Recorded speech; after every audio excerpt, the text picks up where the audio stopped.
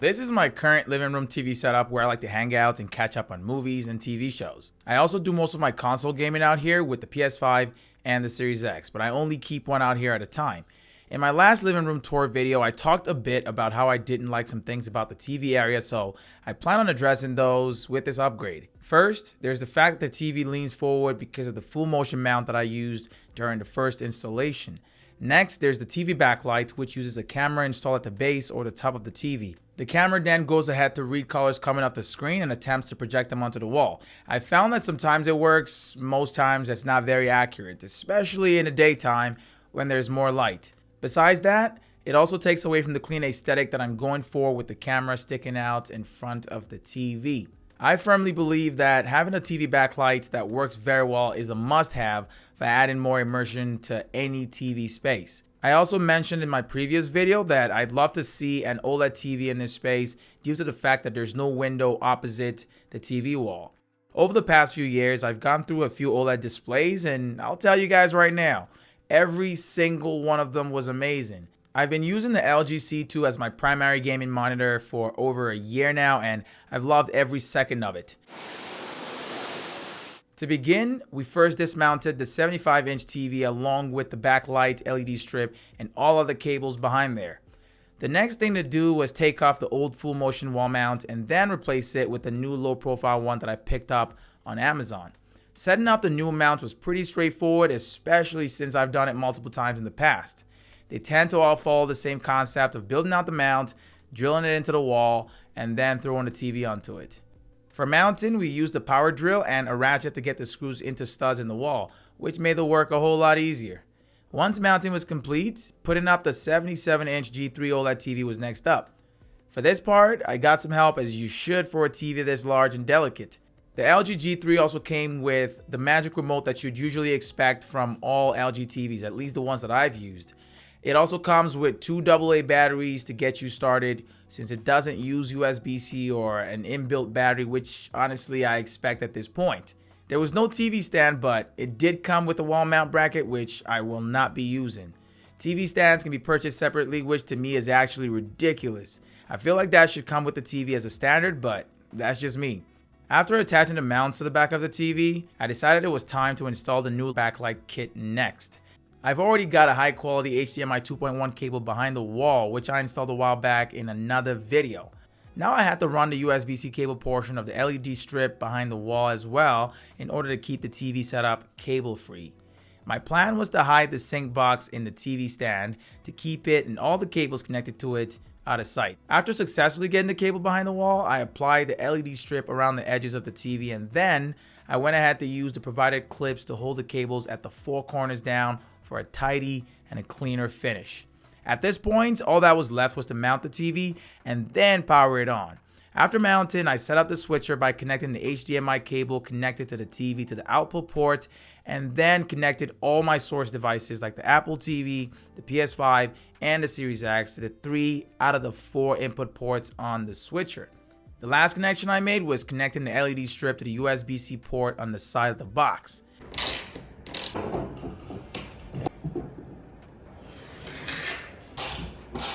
The last thing to do here was bring in the actual source devices. So I added the Apple TV box first. I hid that one behind the second door on the TV stand as well to keep it out of sight, but kept both of the consoles topside to avoid problems that could arise from overheating.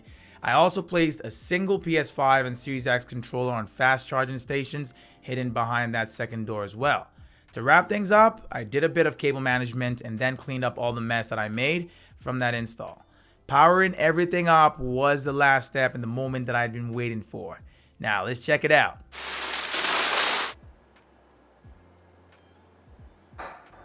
The addition of the G3 was certainly the biggest of all the upgrades that I did. I bought the 77-inch model to replace the 75-inch TV I had there previously.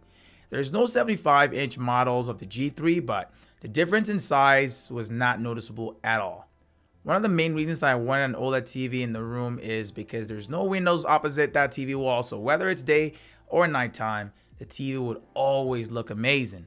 Personally, I love how slim the entire TV is compared to what was there before. The G3 coupled with the new low profile wall mount has helped in creating that super clean look that I've always wanted for the space. As you may or may not know, OLED displays offer the best viewing angles, so this is also going to be perfect for watching TV when I'm in the kitchen and the TV is far off to one side. It wasn't a cheap purchase at around 6,000 Canadian dollars, which definitely hurt my wallet, but honestly, it's totally worth it. If you've got the money to spare and would like to do something nice for your house and yourself, the G3 is a great choice. Trust me. As usual with OLEDs, the colors came out damn near perfect. Blacks were rich, colors were vibrant, and the overall picture quality was certainly the best I've seen on the TV so far. It's also got 4 HDMI 2.1 ports for connecting all your devices, so this thing is perfect for gaming or watching movies on the couch.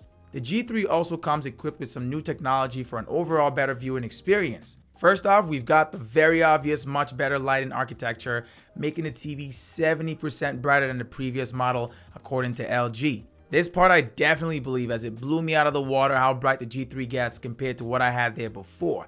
And even my 48-inch C2 OLED could not stand close to it. Another new technology I noticed is called QMS, which is just short for quick media switching.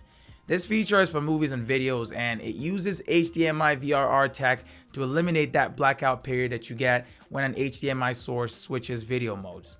Besides those two things, there's not much else that separates the G3 from its predecessor, the G2. I'll report back with a proper review in due time to share my experience after using it and playing with it for a little while here. Using an HDMI 2.0 backlight kit would bottleneck my consoles, restricting me from using some of their best features like 4K at up to 120 frames per second and everything else that comes with a higher bandwidth. The Fantasy 3, just like most other backlights, is perfect for increasing immersion and making the TV feel just a bit bigger than it actually is. It's the first HDMI 2.1 sync box and switcher combo that I personally know of. I've been searching for one since the PS5 and the Series X released to match their upgraded 2.1 ports. The kit didn't come with a remote for switching between different connected devices, which could be a problem for some. I bought the third generation of the Apple TV 4K about a week ago just to try it out since it was on sale. I picked up the Wi-Fi only model since that comes equipped with Wi-Fi 6, which works great for me since every router in my house is Wi-Fi 6 enabled and upwards. It's very easy to set up, especially if you already have a bunch of HomeKit enabled or Apple devices. The box comes with quick media switching technology just like the G3, and that kept disabling the TV's audio whenever I tried playing anything that triggered that effect. I had to turn off the feature in the TV box settings menu to help get rid of that issue. The reason I decided to pick up an Apple box and add it to my living room setup is to act as a hub, especially for my smart home, and also because it offers more and better features than the generic software that usually ships out with TVs in general. It also connects to my two Sonos speakers and my AirPods Pro through AirPlay for better audio or even just private listening, which is great for watching movies or listening to music. The size of the box is also perfect for easily hiding it away, and I was able to do that, which added to the clean aesthetic I was aiming for. The Apple TV box also helps in maximizing the capabilities of the new G3 since it's equipped with features like 4K Dolby Vision at 60 frames per second for that crispy and colorful HDR video, Dolby Atmos for next level audio, and even Wi-Fi 6 for a solid wireless internet connection. It's so much smoother navigating through the Apple TV's user interface than the TV's OS. And if you have any Apple devices, it won't take any time to get acclimated with the TV box. The only thing I hate about the box is the same thing I hate about every Apple device that I own.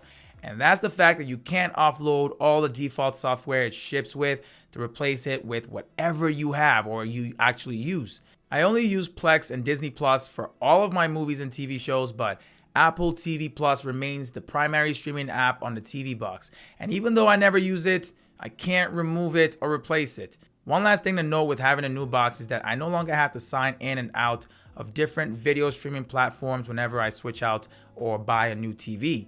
I'll share more on the Apple TV box in a future video when I've had more time to mess around with it.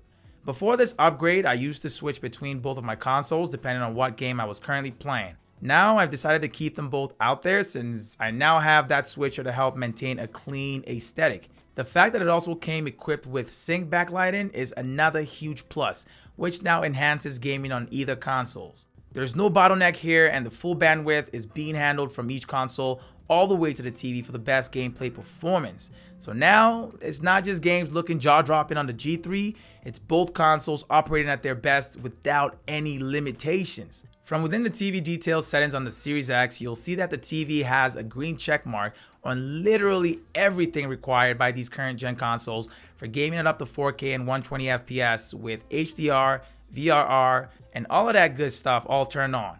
Gaming on both consoles is a whole lot better now with the new TV and backlight setup. The combination of colors popping up the beautiful OLED display and the synced backlight effects is the true definition of gameplay immersion. I placed both consoles to the left of the TV and a fake plant inside of a wire vase to the right to balance things out. At the end of it all, I was really happy with how everything turned out, and the new TV setup made it so I never want to leave my living room space.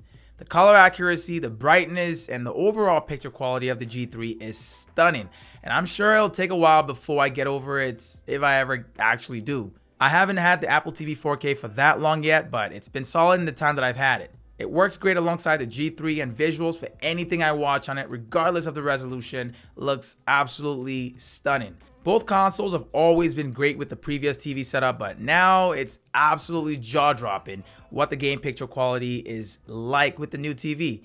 Even though I ran into some problems along the way, I'm just happy that everything came out better than I expected. Let me know down below what your thoughts are on the new TV setup or just the G3.